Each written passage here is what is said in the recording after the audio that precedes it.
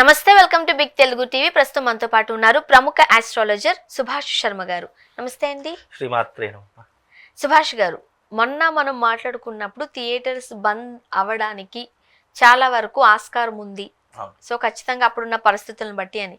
And మొన్నటికి మొన్న అల్లు అరవింద్ గారు ప్రెస్ మీట్ తర్వాత, దిల్ రాజు గారు ప్రెస్ మీట్ తర్వాత ఇప్పట్లో అయితే కాస్త ఇదైతే లేదు, విరమించుకున్నట్టుగానే ఉంది. యథావిధిగా థియేటర్లో సినిమాలు ఆడతాయి అనేది కూడా మనం వింటూ ఉన్నాం. బట్ ఇంకా సరైన కన్క్లూజన్ రావాలి.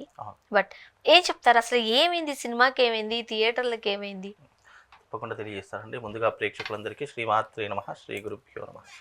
ఇక్కడ ఏదైతే పరిస్థితుల ప్రభావం ఉందో, ఏదైతే మనం ఎప్పుడైతే వీడియోని చేయడం మొదలు పెట్టామో అప్పుడున్నటువంటి ప్లానటరీ ప్రొజెక్షన్ ప్రకారం 100% ఆ థియేటర్లు మూసివేసేటటువంటి అవకాశాలు ఉన్నాయని చెప్పారు.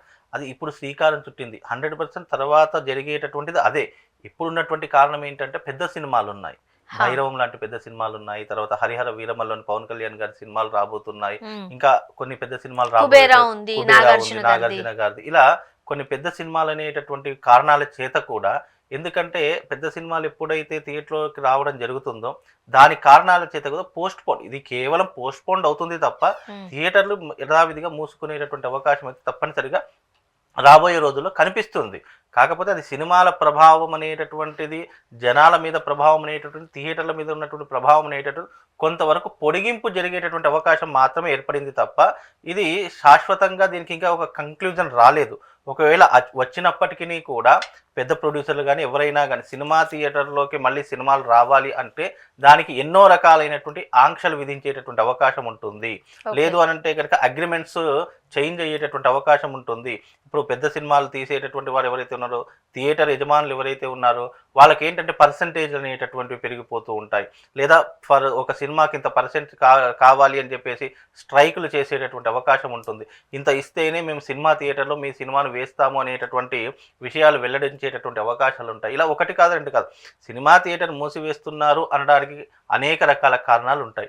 ఆ కారణాలు అనేటటువంటి రాబోయే రోజుల్లో ఇంకా చర్చించేటటువంటి ఇప్పుడు కేవలం చర్చలు మాత్రమే నడుస్తున్నాయి, ఇంకా దానికి ఒక సరైనటువంటి కంక్లూజన్ రాలేదు. తప్పకుండా సినిమా థియేటర్ ఎందుకు మూసేస్తున్నారు అని అంటున్నానంటే ఓటీటీ ప్లాట్ఫారం పెరిగిపోయాయి కాబట్టి. ఎంత పెద్ద సినిమా అయినా ఇప్పుడు ఈ మధ్యకాలంలో మళ్ళీ ఆన్లైన్లో కానీ ఈ ఓటీటీ ప్లాట్ఫారంలో కానీ వచ్చేటటువంటి అవకాశాలు తొందరగా కనిపిస్తున్నాయి. కాబట్టి సినిమాకు వెళ్ళేటటువంటి జనాలు తగ్గిపోయారు. మొట్టమొదట సినిమా ఎప్పుడు రిలీజ్ అవుతుంది? ఫ్రైడే రిలీజ్ అవుతుంది. ఏ పెద్ద cinema Friday, Saturday, Sunday, Monday, maximum 4 days ఆడుతుంది. మండే తర్వాత మీకు సినిమాలో ఒక పురుగు కూడా కనిపించదు. మహా అయితే ఇప్పుడు ఈ 4 రోజులు ఏవైతే ఉన్నాయో టికెట్లు దొరకడం కూడా కష్టం అవుతుంది. అదే 4 రోజులు గడిచిపోయాయి అనుకోండి, ఫ్రీగా టికెట్లు ఇచ్చినా ఎవరు వెళ్ళలేనటువంటి పరిస్థితులు. ఎందుకు అదే అనుకోవాలా, లేకపోతే థియేటర్కి వెళ్ళి సినిమా చూసే అంత సత్తా ఉన్న సినిమాలు రావట్లేదు అనుకోవాలా? సినిమాలు బాగానే వస్తున్నాయి, కానీ ఆ సినిమాలు చూసేటటువంటి జనాలు ఏమనుకుంటున్నారంటే 1000 రూపాయలు పెట్టి థియేటర్లో చూడాలా అనే జనాల ఆదరణ థియేటర్ల మీద తగ్గిపోయింది. మరి ఆ ఖర్చు, ఆ భారం మరి సామాన్యుడికి కాస్త ఇబ్బందిగానే ఉంది కదా. 100% ఇబ్బందిగానే ఉంటుంది. అందుకే ఇప్పుడు ఎంత 100 కోట్లు పెట్టి తీసిన సినిమా కూడా 4 రోజుల్లోనే రాబట్టుకుందామనేటటువంటి ఒక తీరుతోనే థియేటర్లలో ఎన్నో రకాలైనటువంటి ఈ టికెట్ల రేట్లు కానివ్వండి, అక్కడ ఉన్నటువంటి ఈ తినే పదార్థాలు కానీ రేట్లు ఎందుకు పెంచేశారు? మేము పెట్టినటువంటి ఖర్చు 4 రోజులు మాకు తిరిగి రావాలి అనేటటువంటి విధానంతోనే ఈ రకమైనటువంటి పద్ధతి ఏర్పడింది. ఎప్పుడైతే టికెట్ల ధరలు తగ్గి మళ్ళీ అక్కడ వెళ్ళాలి, చూడాలి అనేటటువంటి ఆసక్తి ఎప్పుడైతే పెరుగుతుందో అప్పుడు థియేటర్లన్నీ మళ్ళీ కలకల్లాడతాయి. పూర్వ వైభవంలో చూడండి, థియేటర్ ఇప్పుడు ఈ ఓటీటీలు రాకమునుపు కానివ్వండి, లేదు అంటే కనుక ఈ ఆన్లైన్లో ఈ మూవీస్ అనేటటువంటి రాకపోవడం ద్వారా కానీ ఏమవుతుంది, థియేటర్లకు వెళ్ళి చూడాలనే ఆసక్తి. అప్పుడు డబ్బు తక్కువగా ఖర్చు అయ్యేది. ఒక ఫ్యామిలీ వెళ్ళినదే మ్యాక్సిమం ఒక 500 నుంచి 1000 రూపాయలు ఖర్చు అయ్యేది. కానీ ఇప్పుడు వెళ్ళాలి అంటే ఒక వ్యక్తికి మాత్రమే 500 నుంచి 1000 రూపాయలు ఖర్చు అవుతుంది.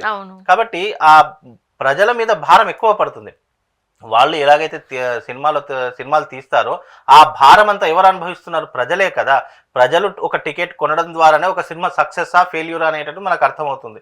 కాబట్టి ఆ భారం ప్రజల మీద పడేసరికి ప్రజలు కూడా ఒక రోజు చూస్తారు, 2వ రోజు చూస్తారు, 3వ రోజు ఏమనుకుంటారు, అరే కొన్ని రోజులు అయితే మనకు టీవీలోనే వస్తుంది లేదా ఓటీటీలోనే వచ్చేస్తుంది, ఎందుకు అంత తొందర అని చెప్పేసి ప్రజలు కూడా ఈ మధ్యలో సినిమా మీద ఉన్నటువంటి ఈ అవగాహన చాలా మటుకు తగ్గిపోయింది. ఇంకోటి ఏంటంటే ఈ సినిమాలలో ఉన్నటువంటి కొన్ని కారణాల చేత పిల్లలు వెళ్ళలేనటువంటి పరిస్థితులు కూడా చాలా, అంటే వినోదం కాస్త భారంగా మారిపోయిందండి.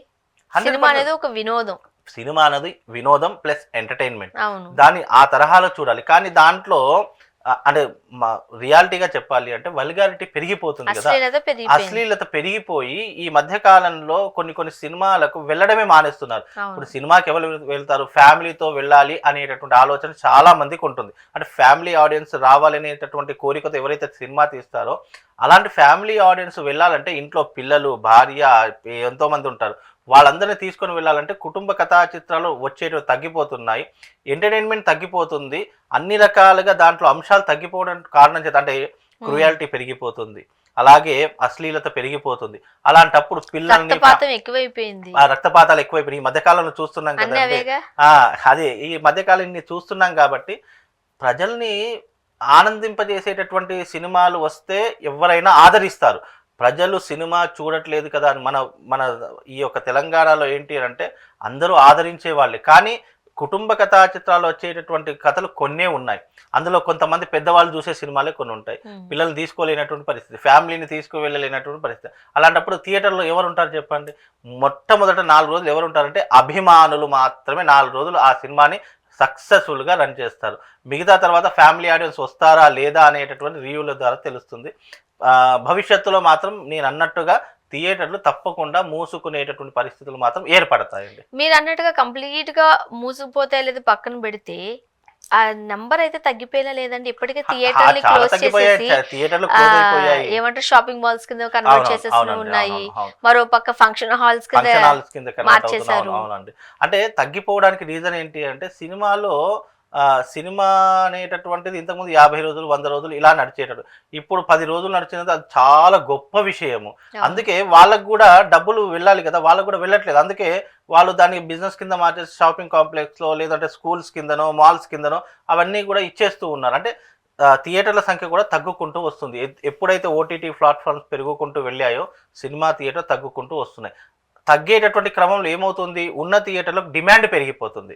డిమాండ్ పెరిగిపోయినప్పుడు 100% వాళ్ళు చెప్పినటువంటి అంశాలు అంటే రూల్స్ అండ్ రెగ్యులేషన్, వాళ్ళు చెప్పిన కండిషన్స్ ద్వారానే సినిమా థియేటర్లో రన్ అయ్యే అవకాశం ఉంటుంది. దానికి కారణం చేతనే సినిమా హాల్స్ మూసుకుంటారు లేదా అమ్ముకునేటువంటి పరిస్థితి ఏర్పడుతుందని చెప్తున్నాను. యాక్చువల్లీ డిస్ట్రిబ్యూటర్లు, ప్రొడ్యూసర్లు మేము కొట్టుకుంటున్నారు, తలుపులు బదలగొట్టారు, ఇవన్నీ విన్నాం కదా ఈ పర్సంటేజ్ ఇష్యూలని. అసలు సినిమా హాల్కి థియేటర్లకి జనాలు వచ్చే పరిస్థితే లేనప్పుడు ఆ పర్సంటేజ్ గోల్ ఎందుకు అనేది కొంతమంది అంటే పర్సంటేజ్ల గోల్ ఎందుకంటే వస్తేనే కదా బిజినెస్ జరిగేది అని అంటే సినిమా థియేటర్ వాళ్ళు ఇస్తేనే కదా వాళ్ళకి బిజినెస్ జరిగేది. ఇప్పుడు దీంట్లో సినిమా వాళ్లకు, డిస్ట్రిబ్యూటర్లకు ప్లస్ ప్రొడ్యూసర్లకు, తర్వాత అక్కడ ఆడించే వాళ్ళు అందరికీ ఒక రకమైన కనెక్షన్ ఉంటుందండి. అంటే వాళ్ళు ఇదంతా ఒక బిజినెస్ స్ట్రాటజీ, ఇదంతా కూడా సినిమా అంటేనే బిజినెస్ స్ట్రాటజీ. దాన్ని ఏ రకంగా తీసిన వాడు ఏమనుకుంటాడు, ఏ రకంగా డబ్బులు రాబట్టుకోవాలి అని అనుకుంటాడు. ఈ థియేటర్ యజమానులు ఏమనుకుంటారు, ఇది వేస్తే మనకు కలెక్షన్స్ వస్తాయా లేదా, దీని ద్వారా మనకు ఇన్కమ్ అనేటువంటి జనరేట్ అవుతుందా లేదా అనేటటువంటి వాళ్ళు ఎవరి ఆలోచన దృక్పథం వాళ్ళకు ఉంటూ ఉంటుంది. కాకపోతే ఏంటి అని అంటే కనుక ఇవి తొందరలో ఏమవుతుంది అని అంటే కనుక థియేటర్ సినిమాలు తగ్గిపోతాయి, ఓటీటీ సినిమాలు పెరిగిపోతాయి. మరి ఇంకొక మాట కూడా ఉందండి, కొన్ని భారీ పుష్ప ఉంది, టికెట్ రేట్లు పెంచారు, అయినా ప్రజలు వెళ్ళి చూసారు, వాళ్ళు అనుకున్న దానికన్నా ఎక్కువ కోట్లే కొల్లగొట్టారు. అంటే ఆ సినిమాలో గనక ఆ సత్తా ఉంటే డబ్బులు పెట్టడానికి కూడా జనాలు కాస్త వెనుకాడట్లేదు. అన్ని సినిమాలు కాకపోయినా కొన్ని సినిమాలు, బట్ ఆ వైపుగా ఏం సినిమాలు రావట్లేదు కదా. అంటే ఇప్పుడు ఇక్కడ ఎట్లా ఉంటుందంటే అండి, జనాలు అనేటటువంటి వాళ్ళు ఈ ఫస్ట్ అభిమానులు, ఈ తర్వాత కేటగిరీ ఎవరైతే బాగుంది అని రివ్యూతో వెళ్ళే వాళ్ళు చాలా మంది ఉంటారు. కాబట్టి సినిమా బాగుంది అని ఒకసారి టాక్ వచ్చేసింది అనుకోండి, సరే మనం కూడా చూద్దామని ప్రజల్లో ఆదరణ పెరిగిపోతుంది. పెరిగిపోయినప్పుడు ఏమనుకుంటాము, అరే సినిమా బాగుందని చెప్పి ఒక్కొక్కరు థియేటర్లు నిండిపోవడం జరుగుతుంది. అంత పెద్ద పుష్ప అయినా సరే మీరు గమనించండి, ఆ సినిమా 4-5 రోజులు ఆడింది, తర్వాత టికెట్లను ఫ్రీగానే వచ్చాయి కదా, అంత కొట్టుకునేటువంటి పరిస్థితి ఏర్పడలేదు కదా. కాకపోతే మొదటి 4 రోజులే సినిమా యొక్క ప్రభావం ఎక్కువగా ఉంటుంది, తర్వాత తగ్గిపోయేటటువంటి అంశాలు. అప్పట్లో ఎట్లా ఉండేది గతంలో అంటే ఒక సినిమా 50 రోజుల పాటు ఆడేటట్టు, అంటే సినిమా థియేటర్లో టికెట్లు 50 రోజులకైనా దొరికేటటువంటి అంశాలు ఉండేటటువంటివి కాదు. ఇప్పుడున్న కాలంలో ఏంటంటే సినిమాల ప్రభావం తగ్గిపోయింది. ఎంత పెద్ద సినిమా అయినా మొదటి 4 రోజులే దాని యొక్క విధానం. చాలా మంది కూడా ఏమనుకుంటారంటే ఇప్పుడు ఈ జనాల మధ్య ఇప్పుడు ఎందుకు తొక్కిస్లాట్లో ఎందుకు అనవసరంగా వెళ్ళి ఫ్యామిలీని ఇబ్బంది పెట్టడం ఎందుకు అని చెప్పి చాలా మంది తగ్గిపోవడం జరిగింది. దాని తర్వాత కొద్దిగా ఫ్రీ అయిన తర్వాత అందరూ వెళ్ళేటటువంటి పరిస్థితి ఏర్పడ్డాయి. అందుకే పుష్ప లాంటి సినిమా అయినా సరే, కల్కి లాంటి సినిమా అయినా సరే మొదటి 4 రోజుల్లోనే వాళ్ళ డబ్బులన్నీ వచ్చేస్తాయి. ఎందుకంటే వరల్డ్ వైజ్ గా రిలీజ్ చేస్తారు కదా, వరల్డ్ వైజ్ గా రిలీజ్ చేసినప్పుడు వాళ్ళ డబ్బులు ఆటోమేటిక్ గా వచ్చేస్తాయన్నప్పుడు వాళ్ళకి పెద్ద భయం అవసరం లేదు. మనము దాన్ని ఎప్పుడైనా సినిమా నడిపించేటటువంటిది అభిమానులు మాత్రమే. కాబట్టి అభిమానులు ఉన్నంత కాలం సినిమా నడుస్తుంది. అది ఎన్ని రోజులు అనేటటువంటిది మనం అంచనా వేయలేము. కానీ సినిమా ప్రభావం పెరిగిపోతుంది, కానీ థియేటర్ల సంఖ్య తగ్గిపోతుంది. చూద్దాం ఏం జరగబోతుంది. థ్యాంక్ యూ అండి.